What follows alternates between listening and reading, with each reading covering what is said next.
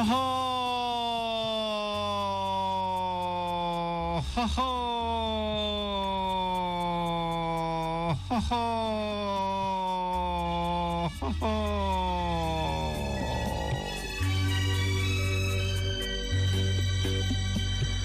तपाईसित दैनिक जीवनमा मिल्ने कष्टहरू छन्, ती असाध्यै माया लाग्दा, असाध्यै अनाथ लाग्दा र अझै धेरै ठाउँमा त ती टिट लाग्दा भएका हुन्छन्। मैले तपाईका कष्टहरूलाई होच्याउन खोज्या होइन, तिनलाई पुड्को देखाउन पनि खोज्या होइन। तपाई जहिल्यै वर्णन गरी बस्ने तपाईका कष्टहरू, तपाईका अप्ठ्याराहरू एउटा गहिरो अन्धविश्वासको भुमरीमा रिङ्गिएको भेट्छु म। ती तपाईबाट अभिव्यक्त हुँदा तपाईकै हुन् भन्ने जस्तो लाग्छ, तर त्यसलाई छोडाएर हेर्दा मालुम हुन्छ ती त अर्कै थोक पो रहेछन्, ती तपाईँको कष्ट रहन्छन्। धोका हुने खालका तपाईँका कष्ट के आजभोलिको भाषामा भन्दा कोरोना खालको कष्ट लागेको होइन भनौँ भने जिउ दुख्न थालेको छ। लाग्यो भनेर चेक गरायो नेगेटिभ आउँछ। तपाईँले बोलिरहने अप्ठ्याराहरूको स्वभाव, तपाईँले भनिरहने कष्टहरूका बानी बेहोरा अलिक धैर्यपूर्वक हेर्नुभयो भने देख्न सक्नुहुनेछ। साँच्चीकै तपाईँ जेलाई कष्ट भनेर हिँडिरहनु भएको छ त्यो त साँचो अर्थमा कष्टका कारक पनि रहेनछन्। जसलाई अप्ठ्यारो भनेर तपाईँले पसारो बनाइदिनु भएको थियो त्यो त अप्ठ्यारो जस्तो देखिए पनि तपाईँको लागि सहयोगी हुन आएका तथ्यहरू पो रहेछन्, सारथी हुन आएका विषयहरू के। तपाईँ हामीसित अधिकांश के भएको छ भने हामी बिना कारण, बिना प्रयोजन आश लाउँछौँ। हामीलाई लाग्छ आश लाउनु जाति हुन्छ, तर हामी के बिर्सिदिन्छौँ भने हामी जतिखेर पनि विषयहरूसित, मानिसहरूसित र वस्तुहरूसित अपेक्षाहरू थुपारेर बस्छौँ के। मेन गरी हेर्नुभयो भने देखिन्छ यो त्यस्तै हुन्छ, त्यसै हुन्छ कि त्यो कुनै खास कारण चाहिन्न त्यस्तो गर्न। हामी आश जगाइहाल्छौँ, हामीलाई लाग्छ हाम्रो त यो हक पो हो त। र जसै अपेक्षा जाग्यो, जसै आशा जाग्यो, हाम्रा दुःखहरू बढे, हाम्रा पीडाहरू बढे। हेर्नुहोस् कति सानो भेदमा अडेको छ हाम्रो दुःख, जसलाई हामी दुःख भनेर बोझ बोकेर हिँडिरहन्छौँ। त्यो त अर्कै थोक पो रहेछ। हामीले बिना अर्थ बढाएको आश पो रहेछ, बिना सित्ती जगाएको अपेक्षाहरू पो रहेछ। अपेक्षा राख्नु आफैमा दुःख हो, आशै हुनु आफैमा दुःख हो। हेर्नुहोस् त, बिना सित्ती, बिना प्रयोजन तपाईँ जे कुरा पनि चाह जगाएर बस्नुहुन्छ। तपाईँ भित्रको त्यो लोभ हो, तपाईँ भित्रको त्यो लालसा हो, अपेक्षा। कसैले केही गरिदिइहालोस्, कसैले केही सहयोग पुर्याइदिइहालोस्, कसैले मद्दतको लागि अघि आइदियोस्। तपाईँ जहिल्यै परिजीवी जस्तो, तपाईँ जहिल्यै अरूको भरमा परे जस्तो के। अपेक्षा राख्नु, आश गर्नु मानिसको असाध्यै प्राकृतिक क्रिया हो, म मान्छु। त्यसलाई म अस्वीकार गर्दिन, सबैसित हुन्छ। अपेक्षासित जोडिएको लोभ अपेक्षासित जोडिएको डर, आशासित जोडिएको परजीवी भाव, त्यो खतरनाक हो, त्यो सर्वथा विषालु हो, त्यो सर्वथा विध्वंसक हो। अरब जगतमा एउटा आह्वान बडो रमाइलो छ। त्यहाँ भनिन्छ, तपाईँ कुनै कुरा ठिक ढङ्गबाट बुझ्न चाहनुहुन्छ भने सबभन्दा सरल उपाय हो अरूलाई बुझ्न सिक्नुस्। कस्तो रमाइलो छ हेर्नुहोस् यो आह्वान। तपाईँ कुनै कुरा ठिक ढङ्गबाट बुझ्न चाहनुहुन्छ भने सबभन्दा सरल उपाय हो अरूलाई बुझ्न थाल्नुस्, सिक्नुस्। तपाईँ हामी अधिकांश कहाँनिर चिप्लिन्छौँ भने हामी अरूलाई बुझ्नको लागि हतार धेरै गरिदिन्छौँ। हामी मानिसका प्रकृति, सोच, उसको सामाजिकता, उसको सिकाइहरूमा हामी प्राय झुक्किन्छौँ। हामी उसलाई उसकै स्वभावमा, हामी उसलाई उसकै सिकाइमा बुझ्न चाहन्नौँ। हामी जहिल्यै आफ्नो सोचमा, आफ्नो अपेक्षामा मानिससितको सम्बन्ध खोज्छौँ। आफूलाई मिल्ने खालको व्यवहार उसले गरोस्, हामी अपेक्षा गरिदिन्छौँ। हेर्नुहोस्, सारा गडबडी यहीँनिर भएको छ। सारा गडबडी यहीँनिर उम्रिन्छ पनि, सारा हिसाब किताब यहीँनिर बिग्रिन्छ पनि। हाम्रो अपेक्षा र हाम्रो प्राप्ति बीच गहिरो धाजा हुन्छ। हामी त्यही धाजामा परेर आफ्नो दुःख बयान गरेर बस्छौँ, दुःखको किस्सा भनिराख्छौँ। अरूको चाहनामा राख्नेहरू जहिल्यै उधारो जीवन बाँच्छन्। तिनले बयान गर्ने कष्ट, तिनले भन्ने गरेको दुःख उधारो हो, तिनको आफ्नो कष्ट हुँदै होइन त्यो। अरूसितको अपेक्षा, अरूसित राखिने चाहना जहिल्यै दुःखदायी हुन्छ। त्यसैले जीवन धर्मीहरू सुझाउँछन्, चाहना केवल आफूसित मात्र, अपेक्षा आफूसित मात्रै विष। आफूसित गरिने अपेक्षा मात्रै शुद्ध र आत्मिक हुन्छ, तपाईको नजिक हुन्छ। त्यसले कष्ट निर्माण गर्दैन, त्यसले दुःख बनाउँदैन, त्यो आफैसित घुलनशील हुन्छ। आफैसित घुलनशील। हामीसित हामी मात्र प्राप्त भएन, हाम्रो दुःख त्यो हुँदै होइन। हाम्रो डर के हो भने हामी आफ्नो शक्ति नाप्नै सक्दैनौँ। हामीसित भएको अँधेरो हाम्रो दुःख होइन, हुँदै होइन त्यो। हाम्रो उज्यालो जुन छ नि, त्यसबाट हामी चौकाचौध भएका छौँ, तिल मिलाएका छौँ हामी। घोडा हुनु आफैमा एउटा विशिष्ट पहिचान हो यो प्रकृतिको। तर जब घोडा अलिकति जब अतिरिक्त खोज्छ नि, अलिकति अपेक्षा बढाउँछ नि, धेरै थोक बिग्रिन्छ। यहाँ यो प्रसङ्गमा यस्तै भएको छ। ब्रह्माण्डका देवतासित एउटा घोडा हुँदा थियो। घोडा राम्रो, सबै गुणले सम्पन्न। तर घोडा अब ब्रह्माण्डकै देवताको साथमा बसेपछि ऊ चाहन्छ अझ बढी सर्वगुण सम्पन्न हुन सकियोस्। विशेष गरी ऊ अब कसैसित पनि दाँजिनै नसक्ने गरी सुन्दर हुन चाहन्छ घोडा। हेर्नुहोस् है, अब देवताको घोडा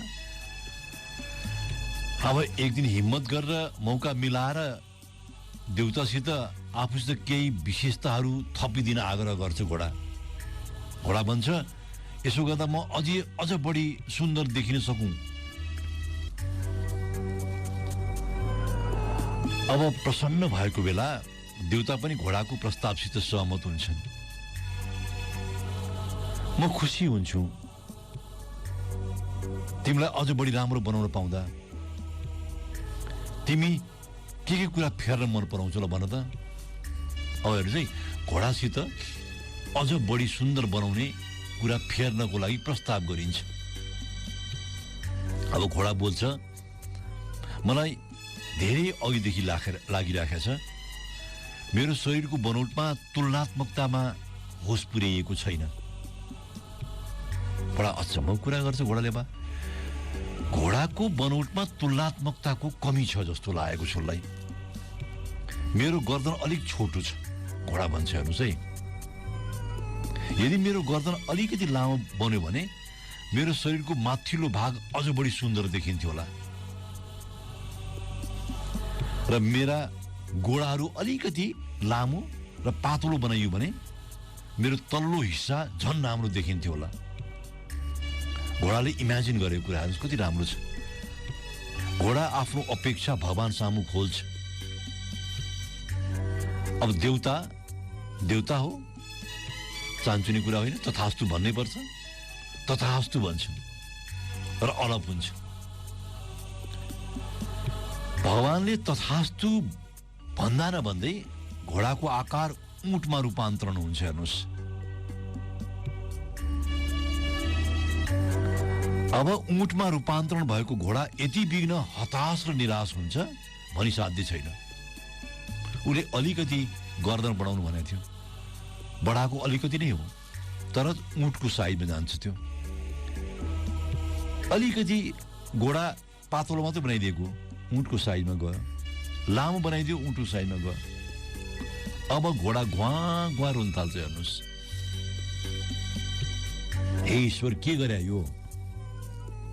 म अरू राम्रो हुन चाहन्थे, तर तपाईले के गरिदिनु भएको यो? देवता फेरि पनि प्रकट हुन्छन् आफ्नो प्रिय घोडाको सामु र घोडासित बोल्छन्, तिमीले ठ्याम्मै यही भनेको थियो होइन र? तिमी ऊँट भयो, अब के गर्ने त?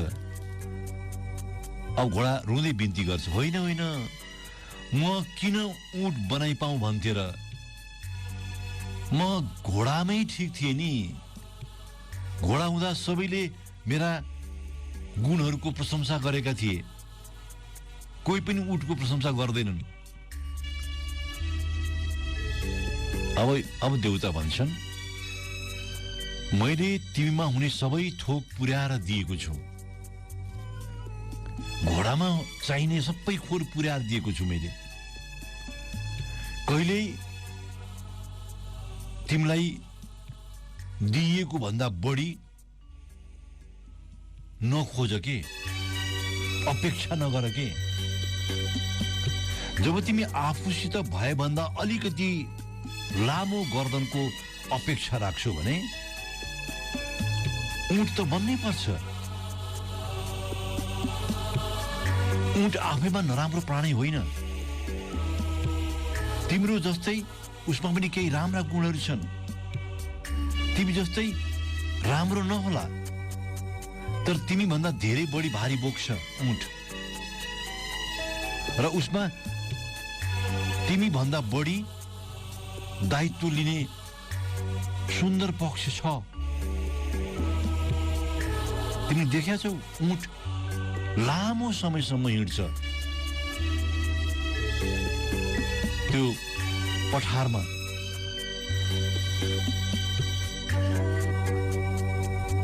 मित्र, यो जिन्दगीमा नि तपाई आफूसित नै बलवान, आफूसित नै सुन्दर, तपाईको दुःख भनेर कतै देखिएको हो भने त्यो तपाईले निकालेको अपेक्षाले मात्रै देखिएको हो के।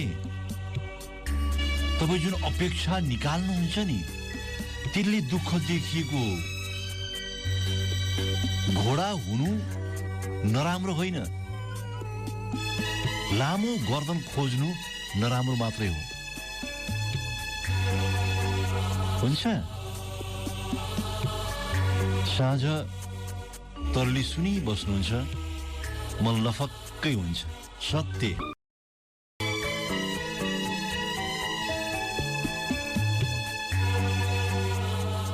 जिन्दगीमा महत्वाकांक्षाहरू राख्नुहुन्न, त्यसले बिगार गर्छ। म त्यस्तो भन्न सक्दिनँ, म त्यस्तो भन्दा पनि भन्दिनँ। महत्वाकांक्षाको स्वभाव, महत्वाकांक्षाका रूप र भेद जिन्दगीमा हरेकसित भिन्न भिन्नै छ। त्यतिसम्म बुझ्दा जिन्दगीको धेरै नजिक हुन सकिन्छ। तर महत्वाकांक्षालाई जिन्दगीभर गाली मात्रै दिएर हामी कुन मोक्ष प्राप्तिका लागि हिँड्छौँ, कुन निर्वाणको लागि हिँड्छौँ पत्तो हुन्न। जिन्दगीभरि गाली मात्रै गर्छौँ। मित्र, बिखको हिसाब अचम्मै हुन्छ। बिख हो बिख। हाम्रो जीवनमा असाध्यै अचम्मको हिसाब छ। मर्न पर्दा थोरै पिउँदा नै मरिन्छ, तर बाँच्नको लागि जिन्दगीभरि बिष पिइरहनु पर्छ, यस्तो भनिन्छ। घुटका घुटका बिष पिएर यो जीवन निकाल्नु पर्छ के। हेर्नुहोस् कति सजिलो छ सूत्र। मर्नलाई थोरै भए पुग्छ, बाँच्न बिष पिइरहनु पर्छ। जिन्दगीसित महत्वाकांक्षा रहेन भने तपाईको स्वाद हराउँछ, जिउने स्वाद। कोरोना संक्रमित हुँदा सायद तपाईले पत्तो पाउनु भएन होला, वा हुन सकोस् पत्तो पाउनु भयो, ठ्याम्मै स्वाद थाहा हुन्न, गन्ध थाहा हुन्न। शरीरमा स्वाद र गन्ध लिने तत्त्व हराएपछि तपाईसित केवल निराशा मात्रै बढ्छ। कोरोना आफैमा खराब होइन, त्यसको अर्थमा तपाईसित त्यो बढ्ने जुन निराशा छ नि, त्यो खराब हो। महत्वाकांक्षालाई लिएर त्यस्तै भनिन्छ। तपाईको जिउने गन्ध र स्वाद हराउँछ के। महत्वाकांक्षालाई लिएर तपाईँ हाम्रो जीवनमा एउटा अजङ्गको तस्बिर बनाइएको हुन्छ। तीव्र महत्वाकांक्षाले मानिसहरू सिद्धिएको तस्बिर के भएको पनि छ, म मान्छु। तीव्र महत्वाकांक्षामा मानिसहरूले सर्वस्व गुमाएका छन्, आफूलाई बिल्ली बाँट पनि बनाएका हुन्छन्। सायद त्यसैले तालमेल शब्दलाई महत्वाकांक्षासित असाध्यै नजिक बनाएर जोडिन्छ। तालमेल नमिलाउँदा महत्वाकांक्षाहरूले तपाईको स्वभावलाई चिन्न सक्दैन, तपाईको नैसर्गिकतालाई बुझ्न भ्याउँदैन। तपाईँ आफ्नो स्वभावमा जतिखेर हुनुहुन्छ, महत्वाकांक्षाहरू त्यतिन्जेल जिन्दगीको विकास क्रममा हुन्छ। जतिखेर स्वभावलाई उछिनेर दौड हुन थाल्दछ, महत्वाकांक्षाले विनाश मात्र निर्माण गर्दछ। तपाईको स्वभावमा रहन्जेल महत्वाकांक्षा जीवनको विकास क्रममै हुन्छ। तर जसै स्वभावलाई उछिनेर दौड सुरु हुन्छ नि, महत्वाकांक्षाले विनाश मात्रै गर्छ। महत्वाकांक्षालाई लिएर हामी कति मात्रै झुक्किएका हौँ भने हामीलाई लाग्छ महत्वाकांक्षा रहेन भने हाम्रो जिन्दगीको भोदो हुन्छ। त्यस्तो हुन्न, त्यस्तो हुँदै हुन्न। हामीलाई लाग्छ त्यो भोदो हुन्छ भनेर हामी यहीँनिर आफूलाई चिन्न गल्ती गरिदिन्छौँ। महत्वाकांक्षाहरूलाई घुलनशील बनाउने हो कि आफ्नो स्वभावसित, त्यसलाई भुमरी बनाउने नै होइन। हामी धेरै सो के गर्छौँ भने महत्वाकांक्षालाई भुमरी बनाइदिन्छौँ। भुमरी बनाउँदा के हुन्छ भने तपाईको स्वभाव, तपाईको प्रकृति त्यही भुमरीको तीव्रतामा रिङ्गिन्छ। तपाईँ रहनुहुन्न। तपाईँ हुनु असाध्यै जरुरी छ के। तपाईँ आफ्नो स्वभावमा मात्रै आनन्दित हुने हो, प्रसन्न रहने हो। यो जिन्दगीमा साधारण हुनुभन्दा अर्थोक केही पनि मूल्यवान छैन। यो जिन्दगीमा साधारण हुनुभन्दा अर्थो कुनै पनि मूल्यवान कुरा छैन। महत्वाकांक्षा दौड मात्रै हो जसले तपाईलाई अहंकारमा कुदाउँछ, दौडाउँछ। त्यसैले मैले घुलनशील बनाउने भनेको हुँ। आफ्नो जिन्दगीको साधारणपनामा महत्वाकांक्षालाई घुलनशील बनाउने हो। त्यसको घुलनशीलताको आनन्द मात्र लिने हो। हिन्दू र बौद्ध धर्मका थुप्रै सिकाइहरूमा हामीलाई यो दृष्टान्त दिइन्छ। महत्वाकांक्षा र अति महत्वाकांक्षाले मानिसले टुटाउँछ, खण्डित बनाउँछ भनेर भाँचिन्छ मान्छे। तर तपाईँ आफ्नै वरिपरि भएका सामग्रीहरू हेर्नुहोस्, आफूसित भएका स्रोतहरू हेर्नुहोस्, आफूसित भएका सन्तोखहरू हेर्नुहोस्। यो तपाईँले बाँचेको जीवन खासमा सही छ, पुग्दो छ र पूर्ण छ कि हामी आफैले उमारेका महत्वाकांक्षाहरू खेलाउन नजानेर चुकेका छौँ। आफैले ओथ्रामा हुर्काएका महत्वाकांक्षालाई गोठालो गर्न नजानेर बत्तिएका छौँ हामी।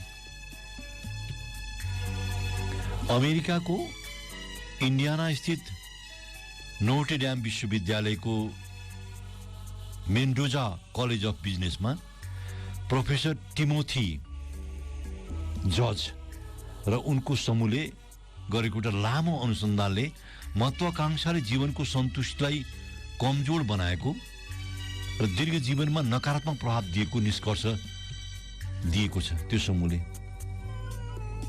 717 जनामा माथि गरिएको, त्यो पनि स्कुल कालदेखि, स्कुलको बेलादेखि गरिएको अनुसन्धानमा जजले निचोड निकालेका छन्। महत्वाकांक्षाले मानिसहरूले सफलता जरुर निकालेका छन्, तर जरुरी छैन त्यसले सुखी जीवन यापनमा आफूलाई समर्पित गर्न सकेका छन् भनेर फरक देखाएका छन् उनले कि सफल हुनु छुट्टै कुरा हो, सुखी हुनु छुट्टै कुरा हो। जब त कतिसम्म भन्छन् भने महत्वाकांक्षीहरू थोरै बाँचेका छन् अन्यको तुलनामा, निष्कर्ष निकालेका छन् उनले। एउटा सुन्दर दृष्टान्त दिइन्छ। यो हप्ता तपाईँले कति समय आफ्नो छिमेकीसित बात मारेर बिताउनु भयो? सम्झना छ? सायद तपाईँलाई सम्झना छैन होला। छिमेकीसित तपाईँ यदि 1-8 घण्टा मात्रै सन्चो बिसन्चो बारे कुराकानी गरेर बिताउनुहुन्छ भने तपाईँको दीर्घायुको ग्राफ माथि हुन्छ, निश्चित छ। सायद तपाईँले याद गर्नुभएको होला, एमसीसी बारे तपाईँ धेरै छिमेकी भन्दा फरक धारणा राख्नुहुन्छ। एमसीसीको जुन बहस छ नि त्यसमा शासन प्रणालीका बारेमा तपाईँको धारणा फरक छ। तर कुनै सानो घटना घटोस् टोलमा तपाईँ सबभन्दा पहिला टोले भइहाल्नुहुन्छ। याद गर्नुहोला, एमसीसीमा त्यो मारामार झगडा गर्नुहुन्छ। शासन पद्धतिको बारेमा तपाईँको मारामार झगडा पर्छ छिमेकीसँग। तर कुनै एउटा सानो घटना घटोस् टोलमा तपाईँ सबभन्दा पहिले टोले भइहाल्नुहुन्छ। टोलको एकतामा सबभन्दा बढ्ता तपाईँ योगदान गर्नुहुन्छ। ग्यालप कम्पनीले संसारभरकै जनमतलाई प्रतिनिधित्व गर्ने सर्वेक्षणको काम गर्दछ कि ठुल्ठुला विश्व शान्तिलाई प्रभाव पार्ने सर्वेक्षण ग्यालप निकाल्ने गर्दछ। ग्यालपले निकालेको एउटा सर्वेक्षणले के देखायो भने जुन जुन देशमा मानिसहरूको सामाजिक अन्तर सम्बन्ध राम्रो रहेको छ त्यहाँका मानिसहरू खुसी छन्, सुखी छन् र सधैँ प्रसन्न देखिन्छ। त्यो निकालेको निष्कर्ष हो। बडा रमाइलो त्यो रिसर्चको निष्कर्ष छ। ग्यालपको निचोडको यो सारलाई तपाईँ आफ्नै देशमा मोडलिङ गरेर हेर्नुभयो भने हेर्नुहोला, बडो विचित्रको तस्बिर देखिन्छ। मानिसहरू सानो सानो समुदायमा धेरै खुस छन्। सहरीय मापदण्ड अझै सहरकारी भुलभुलैया तथ्याङ्क नहर्ने हो भने साना साना समुदायका मानिसहरूसित प्रसन्नता धेरै हुन्छ। तपाईँ कतै पुग्नुभयो भने तिनीहरूसित तपाईँलाई बाँड्ने धेरै थोक हुन्छ। ती तपाईँसित धेरै थोक साझा गर्न खोज्छन्। कतै पुग्नुभयो तपाईँ सानो समुदाय भने। म अस्ति एउटा गाउँमा थकानमा ओर्लिएको थिएँ, खासमा उचाइबाट ओर्लेको हुनाले थकानमा थिएँ। मलाई लामा परिवारका सदस्यले, जुन घरमा म बसेको थिएँ, सुकेको न्युरोको सुप खुवाए कि। न्युरो सुकाएर राख्ने चलन रहेछ कि त्यहाँ। त्यो रातभर मलाई छटपटी भयो। जो आफै लेकमा खानेकुरा कम भएको परिवार मलाई एक रातको लागि न्युरो सुप खुवाउँछन्। लेकमा न्युरो सुकाएर यो जाडोको सुक्खा मेट्न सकिन्छ भन्दा मलाई प्रसन्न भएर भन्छन् पनि, त्यसको न्यारेटिभ सुनाउँछन् मलाई रातभरि छटपटी भयो। भोलिपल्ट उनले लेकमा सुकाएका कर्कलाका डाँठहरूको बारेमा बताउँछन्। कन्दमुलमा एक होइन दर्जन परिकारको कुरा गर्छन्। मलाई लाग्यो मलाई एमसीसीमा विभाजित विचार दिन आउँछ होला। मलाई राष्ट्रिय पार्टीहरूलाई खेदो खन्न पनि आउँछ होला। तर न्युरो सुकाएर यो हिउँदको सुक्खापन टार्न आउँदैन त, आउँदैन, आएन त।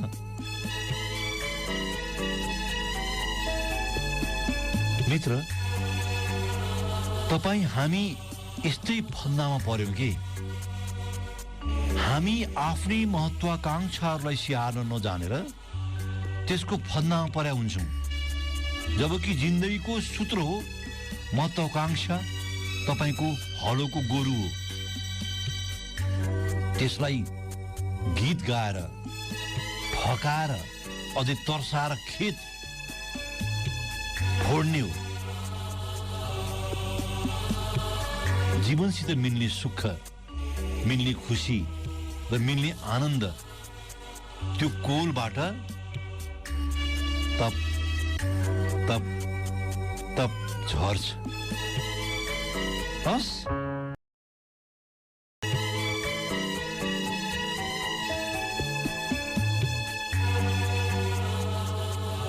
तपाईँ हामी जिन्दगीका अस्पष्टता र जटिलताबाट यति विघ्न द्रवित हुन्छौँ, हामीलाई हाम्रो अखण्डता, हामीलाई आफ्नो सार्वभौमिकताप्रति पनि विश्वास रहन छोड्छ।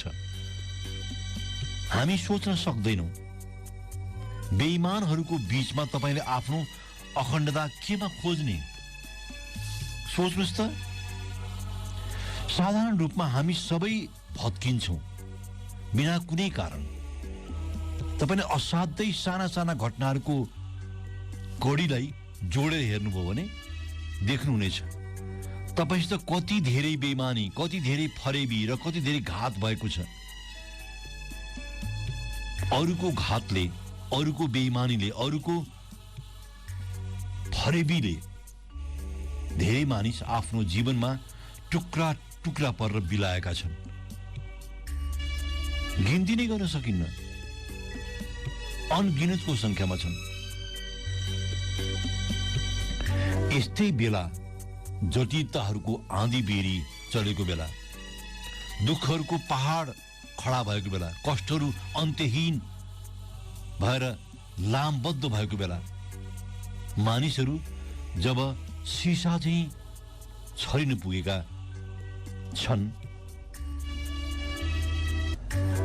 आफै बिउजिनु पर्ने हुन्छ मित्र। त्यस्तो बेलामा सिसा चाहिँ चकनाचुर भएर जब किनार हुन्छ नि, एउटाले आफै बिउजिनु पर्ने हुन्छ, उसले आफूलाई जागरणमा उपलब्ध गराउनै पर्ने हुन्छ, कसैले उसलाई सहयोग गर्दैन।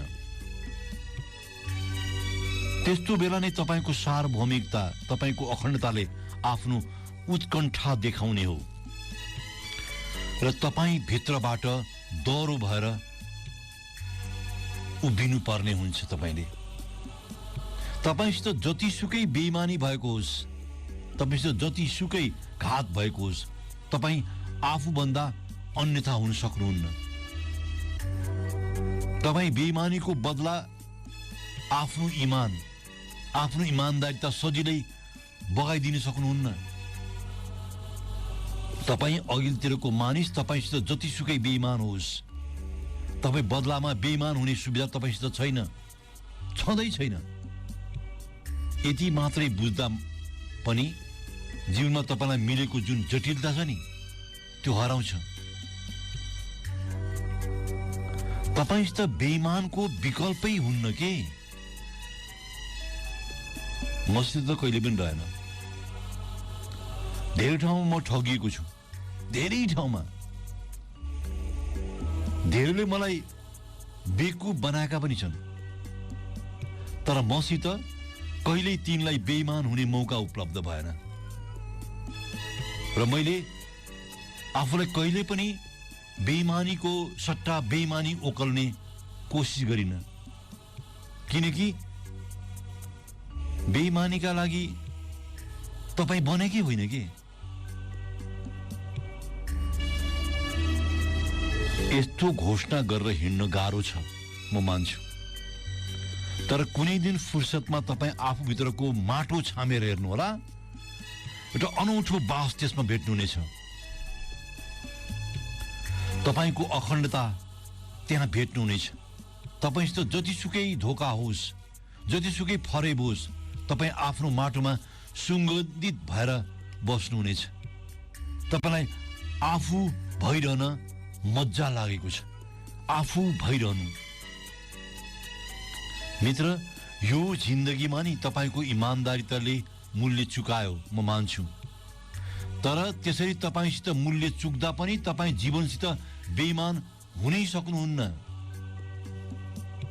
तपाईसितको इमानदारिता त्यो तपाईको नैतिक छनौट मात्रै हो,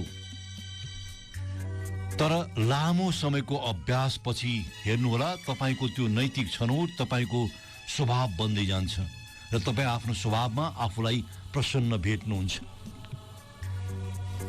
हुन्छ के भने हामी जीवनको जटिलताहरूबाट धेरै प्रसङ्गमा टुट्छौँ, हामी विस्फारित हुन्छौँ। हामीलाई लाग्छ जिन्दगीमा भएका अस्पष्टताले, जीवनमा मिलेका जटिलताले हामी आफ्नो अखण्डता जोगाएर राख्न सक्दैनौँ। धेरै पटक हामी कंगाल हुन पुग्छौँ र कतिपय बेला हाम्रा सामाजिक अन्तर सम्बन्ध छिन्न भिन्न हुन पुग्छ। धेरै ठाउँमा हामी ठगिन्छौँ। जीवनका सारा परिदृश्य तपाई अनुकूल हुँदैन, हामी हत्तु भएका हुन्छौँ। हो यही बेला हो तपाई शान्त भएर आफूलाई खोज्नुहुन्छ अनि आफूसितको इमानदारितालाई स्याहार्नुहुन्छ। तपाईसित पहिलो चोटि हुन्छ जुन इमानदारिताको भाव पालेर तपाई हिँडिरहनु भयो। यतिका वर्ष ती सब अरूका लागि छँदै थिएनन्, ती केवल आफ्ना लागि मात्रै थिए। यही सानो भेदमा तपाईसित जिन्दगीमा गडबडी भएको हो। यसैमा तपाई लाप्पा नखेली हार्नु भएको हो। यो जिन्दगीमा तपाईले स्याहारेको भनेको जुन इमानदारिता छ नि, त्यो तपाई स्वयंको लागि हो, त्यो तपाईको अखण्डताको लागि मात्रै हो, कसैलाई प्रभावित बनाउन हुँदै होइन। तपाईले सही गर्ने हतियार मात्रै हो त्यो। यसले तपाईलाई फर्काउँदैन, यसले तपाईलाई महान देखाउने नै होइन। यो केवल तपाईको स्वभावको ठिक काम गर्ने स्वभावको सारथी मात्रै हो। ठिक काम गर्ने स्वभाव जुन छ नि तपाईको, त्यसको सारथी मात्रै हो यो। र यो आफ्नै अखण्डतामा आश्वस्त हुने भेद पनि हो। खासमा यो तपाईँ आफू अनुकूल भएको मात्रै हो।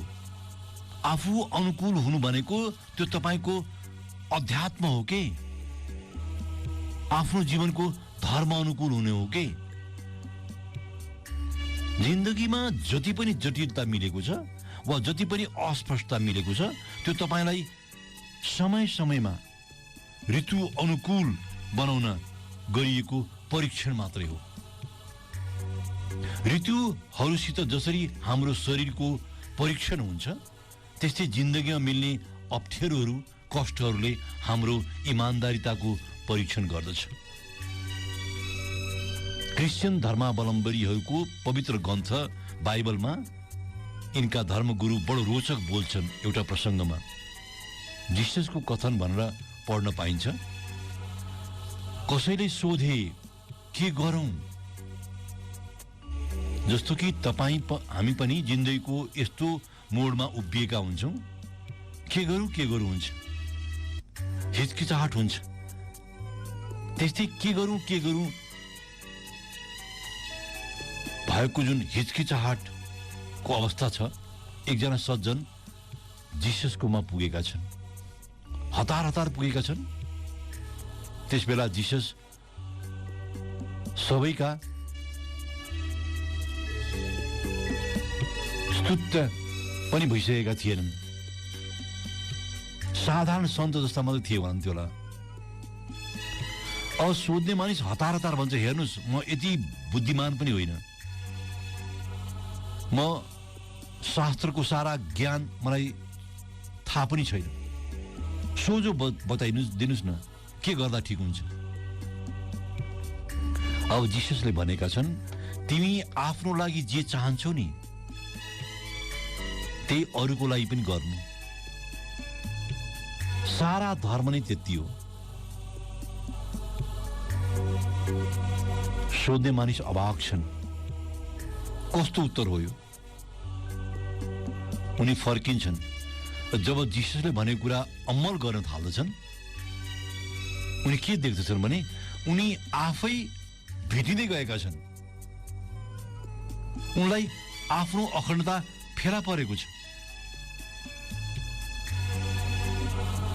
मित्र, जिन्दगीसित जटिलताहरू छन्, अस्पष्टताहरू छन्, गन्जागोलहरू पनि छन्, तर तपाईको अखण्डता, तपाईको इन्टिग्रिटी सबभन्दा अब्बल छ। तपाईको जस्तो सुकै परिस्थितिमा पनि इमान्दार भइरहने स्वभाव त्यो अद्वितीय छ। दुःख होला, मानिसहरूले बाल दिएका छैनन् तपाईको इमान्दारितालाई, म मान्छु। त्यसलाई तपाईको सोझोपना भनेर हेला पनि गरे होलान्।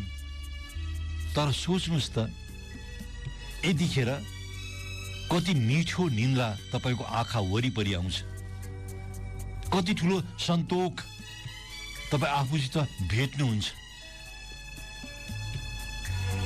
त्यो नै उम्दा जीवनमा तपाईँ हुनुहुन्छ, होइन र? मलाई के लाग्छ भने तपाईँ आफ्नो स्वभावमा, तपाईँ आफ्नो अखण्डतामा सर्वश्रेष्ठ हो र त्यही सर्वश्रेष्ठ हुनुलाई अरू सबैले चिनेका पनि हुन्छन्। त्यसो भए आजलाई म छुट्ट्यौं। म भन्छु भिन्छ।